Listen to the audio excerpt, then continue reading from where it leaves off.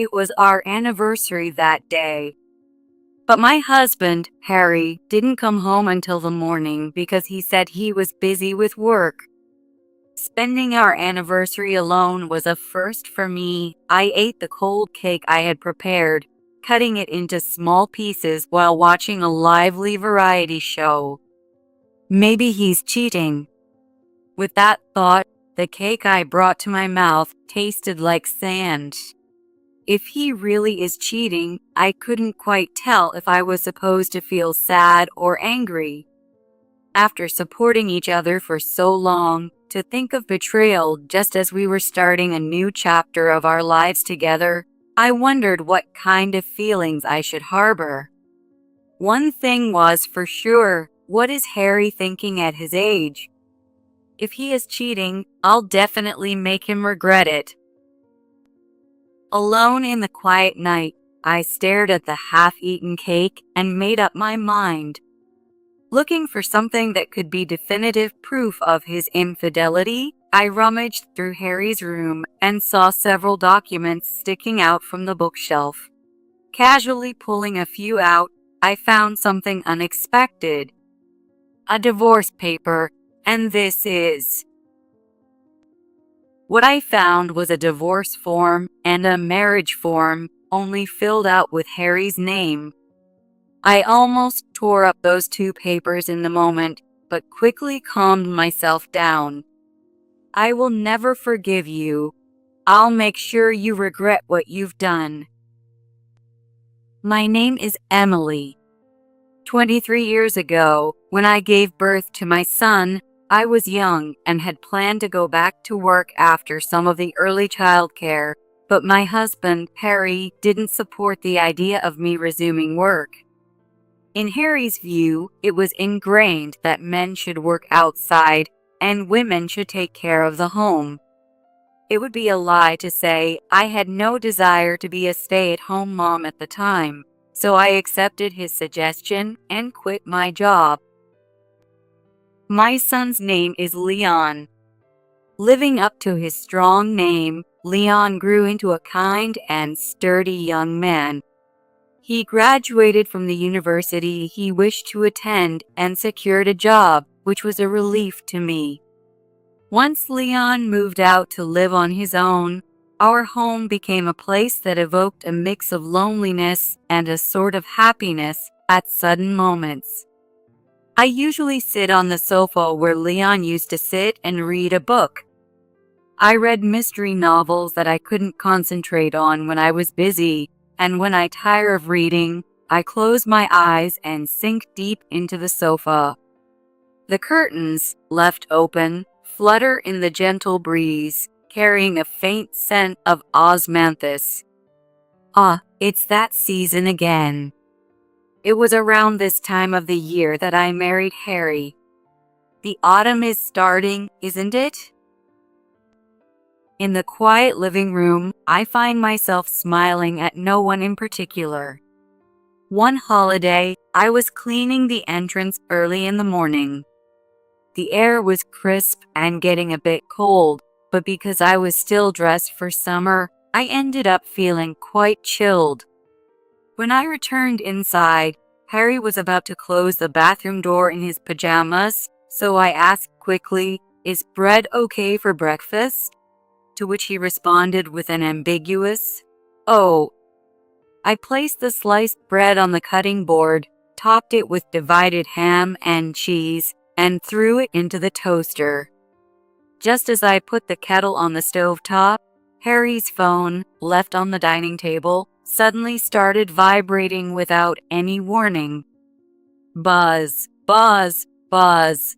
The phone persisted, as if calling out to its owner. I wasn't particularly concerned as I took the toast, now lightly browned, out of the toaster and laid it on the plates at the table. The phone was still ringing.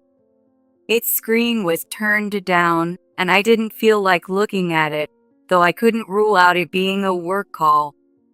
After a while, the ringing stopped, and at the same time, Harry came back from the bathroom and began washing his hands in the kitchen, which I immediately admonished.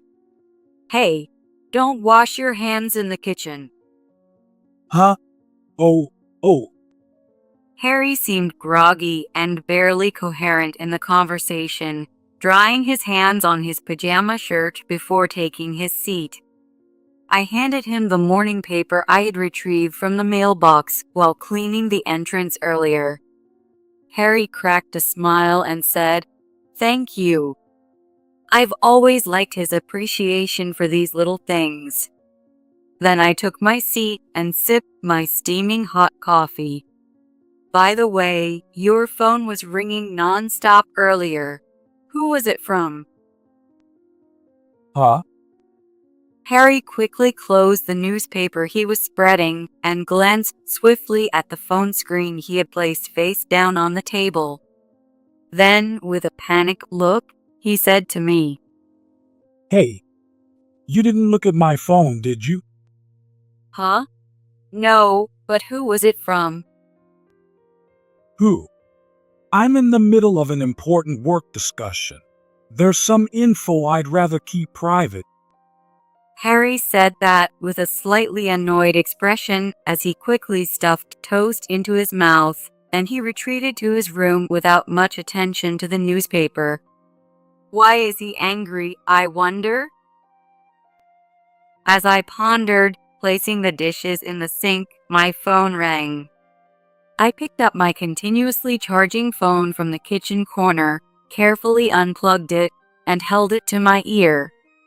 The call was from my son, Leon. "What's up?" I asked, and Leon replied, "Just checking if you're okay." I could imagine him blushing over the phone. Isn't he supposed to have a girlfriend instead of calling his mom on a holiday morning? I was about to ask, but then I thought about Harry's earlier behavior and decided to tell Leon about it as it happened. That's probably Dad cheating on me. Leon joked, and I couldn't help but laugh. Afterward, we talked about how Leon was struggling with cooking for himself since living alone, and I promised to email him my personal recipes later. After a bit of thought, I started typing the recipe for minestrone on my smartphone, a favorite of both Harry and Leon. Use fresh tomatoes, not canned. The soup, which uses some consommé but primarily relies on the flavor of vegetables, was first praised by Harry as delicious when I made it at the beginning of our marriage. While I was frantically typing on my unfamiliar smartphone, Harry silently left the house. I heard the front door close. The sound of the car engine revving up and driving away gave me an odd sense of unease. Through a gap in the curtains, I just stared at the taillights of Harry's car as he drove off. It was another day. That day was our anniversary. But Harry didn't come home until morning, saying he was busy with work. It was my first experience spending our anniversary alone, eating the cold cake I had prepared while watching a lively variety show. Maybe he's cheating? With that thought, the cake I tasted felt like sand. If he really was cheating, I wasn't sure whether to feel sad or angry. Having supported each other for so long, and just as we were about to start a new life, just the two of us, what feelings should I harbor if this was indeed betrayal? One thing was certain: what was Harry thinking at his age? If he is cheating, I'll definitely make him suffer. In the quiet night, alone, I stared at the half-eaten cake and made my decision. That was the day my plan began. When Harry took a shower, I immediately checked his WhatsApp on his smartphone. The screen was locked, but after seeing how Harry unlocked his pattern lock a few times, I deciphered it was a very simple spiral pattern within a few days. Unaware, Harry carelessly left his poorly secured smartphone around the house, giving me the chance to sneak peeks over several days. I searched for any incriminating evidence of infidelity. I proceeded carefully so as not to alert Harry, and finding suspicious conversation content, I struggled not to show the tightening in my chest and the quiet anger rising within. I maintained a poker face as I served dinner as usual. Tonight's dish was minestrone, a favorite of both Harry and me. Usually, I use fresh tomatoes, but tonight I used canned tomatoes that were on sale from abroad, and I added more consommé than usual. This tastes better than usual, this minestrone. Really? I'm glad. I smiled. Several years ago, when Harry was warned by the doctor during a health check to cut down on his salt intake, I took it seriously and subtly reduced the salt in our meals. However, today, I loaded the food with as much artificial seasoning and salt as possible, drawing out only the flavors. Throughout the meal, Harry kept checking his phone. While I sipped the soup, I stared coldly at him, but he didn't seem to notice. "You seem very busy lately. I'm worried about your health." Well, there's work, but there's also socializing with colleagues. I've been going out for drinks more often with clients lately. I see. Honestly, there are days I don't really want to go, but it's unavoidable. It's part of networking. I guess I felt a bit more relaxed since Leon started living on his own. A bit more relaxed. I mulled over this in my mind. Is it normal to feel relaxed and start cheating once your child is independent? I held back from retorting and said something I didn't mean. That's tough. After dinner, while pretending to be engrossed in a not-so-interesting variety show, I continued the routine of sneakily checking Harry's phone as soon as he went to take a shower. By gradually checking his phone interactions, I discovered he was involved with 2 women. While Harry was at work, I decided to record details about these 2 women in a notebook. I could hear the chirping of birds in the distance. On a Wednesday, under a clear blue sky, I sat pondering, clicking my pen repeatedly. One of Harry's affairs, a woman named Marissa, appeared to be the receptionist at a business partner's company. Some of their messages were genuinely work-related, but given the frequency of Harry's messages, she seemed to be the main affair. Marissa is 27 years old. Considering Harry is 51, I wondered if he was genuinely taken seriously by her, and it even felt pathetic. Yet, the image of Harry leering at a young woman who could be his daughter made my skin crawl with disgust. The other woman, recently met, named Lydia, seemed to have met Harry while out drinking with colleagues. She is a divorced woman who contacts Harry excessively often, sending messages and calls incessantly without waiting for his reply, which I found quite bothersome. Harry seemed to want to end things with Lydia, but it appeared he couldn't manage to break it off cleanly, and their exchanges were filled with confusion. As I was searching for something decisive to prove his infidelity, I rummaged through Harry's room. Casually pulling out a few papers from the bookshelf, I found something unexpected. A divorce form, and this is. What I found were a divorce form and a marriage registration form filled out only with Harry's name. I nearly tore those 2 papers up in a moment, but quickly calmed myself. Perhaps Harry wants to marry the young woman, Marissa. However, the situation with Lydia, who is divorced, seems complicated, and Harry himself must be pondering what to do. His selfishness, affecting both me and his lovers, absolutely infuriated me. I will never forgive you. I'll make sure you regret what you've done.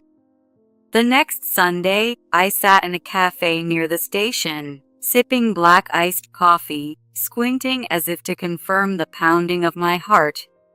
As the automatic door of the cafe opened, a strong scent of perfume spread inside, and a woman in a purple dress with long blonde hair stood before me, greeted slightly, then took her seat. Nice to meet you. I'm Lydia. Thank you for coming. I was a bit surprised, but it's okay. Yes. Lydia glanced at the menu briefly before flagging down a passing waiter to order an iced coffee.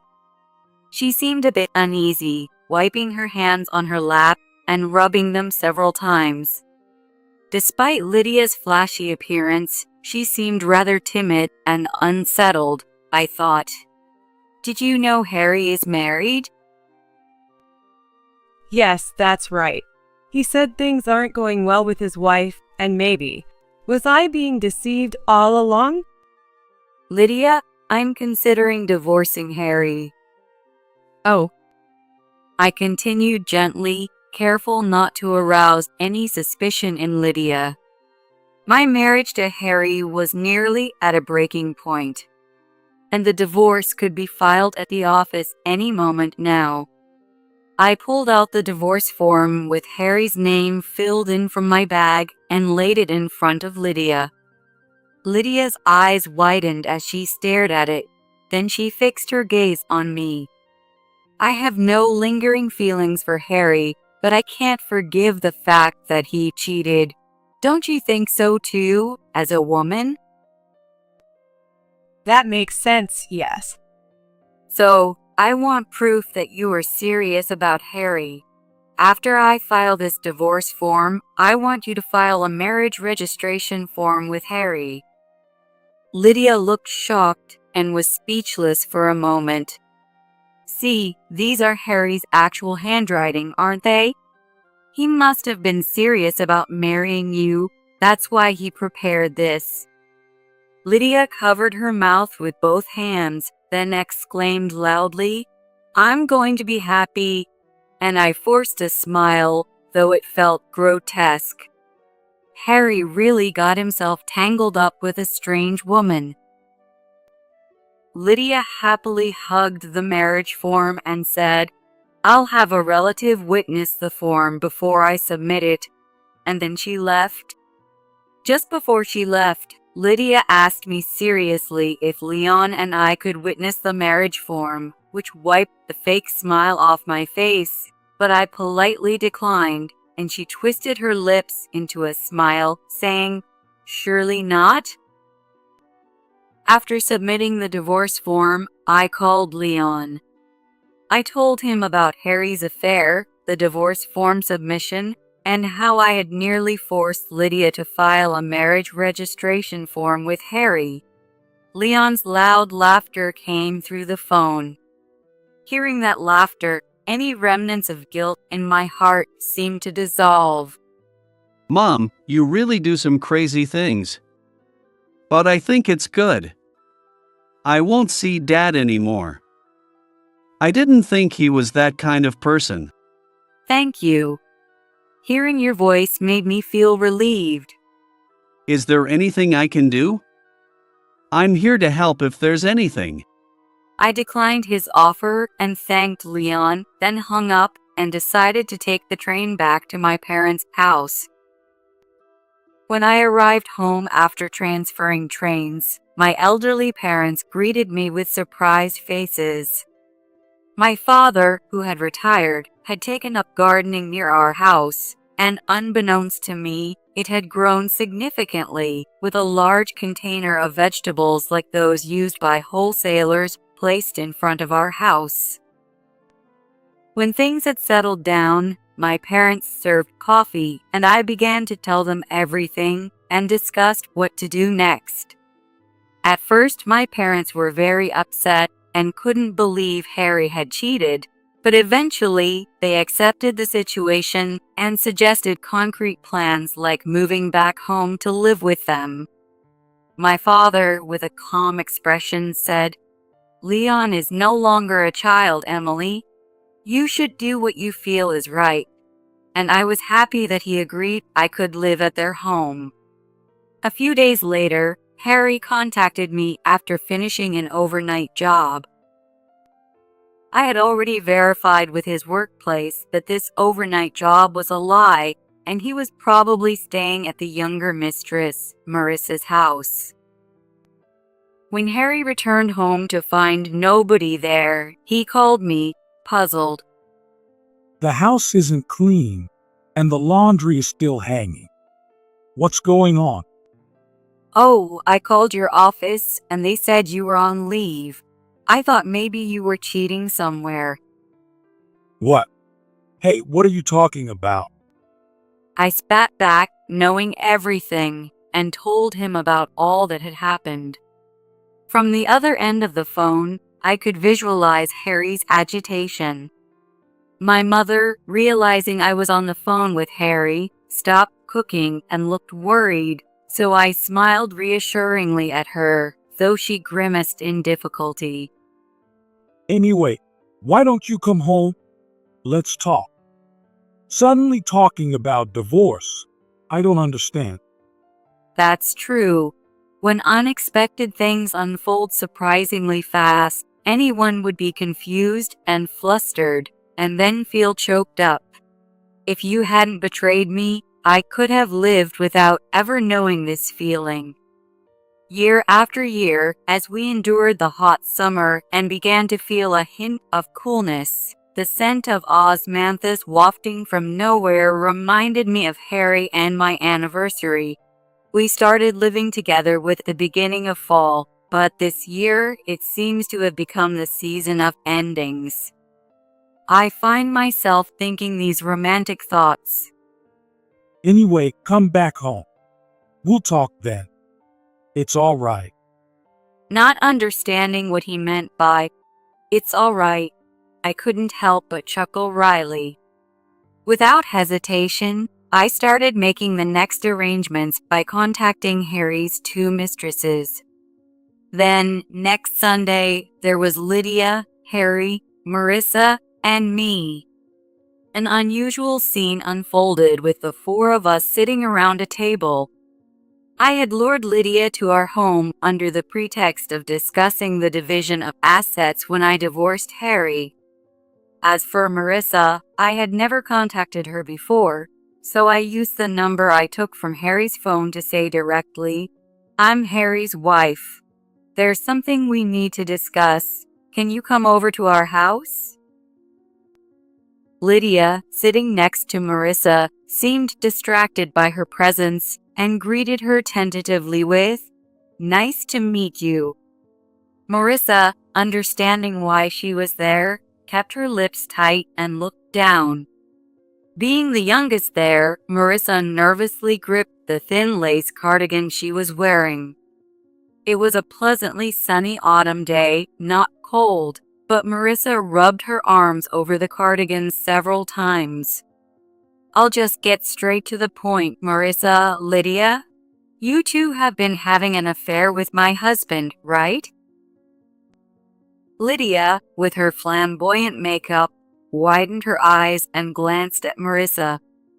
Harry, looking pale and being as quiet as a mouse, kept his head down and stared at the grain of the table.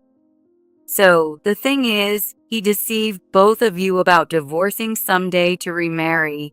Both of you simultaneously."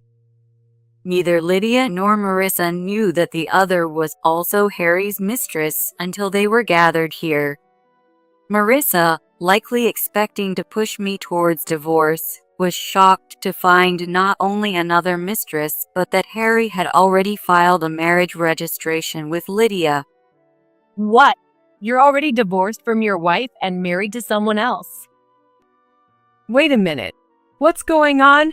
You were cheating with someone else too? Wait. Don't all talk at once. My head's about to explode. Let's just calm down for a moment. Emily, get everyone something to drink. "What? I'm not your wife anymore? You make it yourself." Stunned by my response, Harry clutched his chest and grimaced in pain.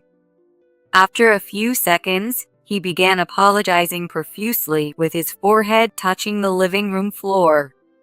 What's the point of such a cheap apology? I'm sorry.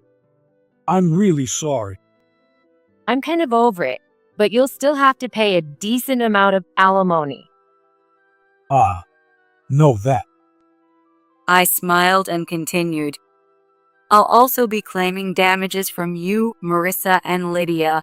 Of course, I've already consulted a lawyer, and if you two decide to sue Harry for damages, that's your business and doesn't involve me.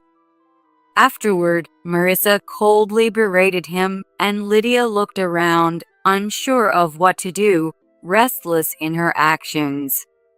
So the story about his wife cheating and being close to divorce was a lie too. Know that. To think I shared such a boring man and such boring moments. Marissa cradled her head in self-mockery and sighed softly. From a distance, I observed Harry and the others, thinking how ugly it all was. There were still things I needed to do. I felt that my life would not be pleasant unless I properly demanded damages from Harry and his mistresses. Marissa, perhaps indifferent by then, readily agreed to the compensation claims facilitated through the lawyer. Marissa, as she declared, also demanded alimony from Harry, who until the end hoped I would agree to a reduction in the claim, but I insisted on full payment without mercy. Harry decided to sell the house he owned based on Lydia's suggestion and use the proceeds for the payment. This way, Harry managed to prepare the alimony but lost his place to live and had to move to Lydia's parents' house. Although the marriage registration with Lydia was submitted without his consent, if he were to revoke this as well, he risked Lydia demanding alimony, and it seemed Harry no longer had the financial leeway for that. I later heard from relatives that since living with Lydia's parents, Harry had been under considerable restraint. Since their remarried life began from an affair, Lydia worried Harry might cheat again and would call his workplace daily to confirm he went to work and insisted he come straight home after work. Moreover, her family home is in a very rural area, lacking even street lights and corner stores along the way home from the station. On weekends, Harry was used to fix up the old family home and was exploited by his elderly in-laws, completely losing his freedom. It was rather pitiful that Harry wasn't even allowed to have a smartphone, and he was only given the bare minimum pocket money. Marissa and I completely cut ties with Harry and each returned to our own lives. Since Marissa was a business contact of Harry's, the affair became a rumor at his workplace too, and I heard through the grapevine that he was feeling isolated there. But all that was no longer my concern. I was now relaxing back at my parents' home, helping with the farm work. Before I was married, I used to help my father with his hobby of gardening, and now we were producing enough to sell to the local supermarket, keeping me busy and fulfilled. Occasionally, Leon visits home. On some evenings, we dine together, and I decided to make minestrone.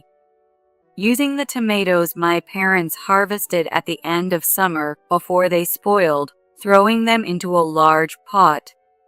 "You make such sophisticated dishes," my mother remarked curiously as she watched me cook, but I assured her with a smile, "I'm sure you'll like it." I laid the finished dish on the table, and seeing everyone enjoy it made me smile uncontrollably. The soup, low in salt, but rich in vegetable flavors, might not have been the most stimulating, but it felt like it gently merged into our bodies.